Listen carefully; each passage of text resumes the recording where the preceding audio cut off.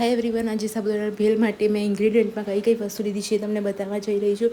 સાબુદાણા લીધા છે, સિંગ અને લીંબુ લીધેલું છે, સાથે ગાજર, કાકડી, ટામેટું અને લીંબુ લીધેલું છે.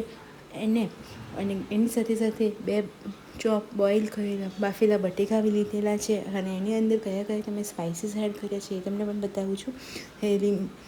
એ પણ ચાટ મસાલો, ગરમ મસાલો, મરચું, હળદર અને મીઠું, સંચર એડ કરેલા છે. દાડમ લીધેલા છે ગાર્નિશ માટે અને થોડીક ખટાશ માટે ગાર્નિશ માટે ધાણા લીધેલા છે, કિસમિસ અને કાજુ પણ એડ કરેલા છે. અને ક્રન્ચીનેસ લાવવા માટે એમાં ફરારી ચેવડો એડ કરેલો છે, જેથી કરીને મસ્ત ક્રન્ચી લાગી શકે છે.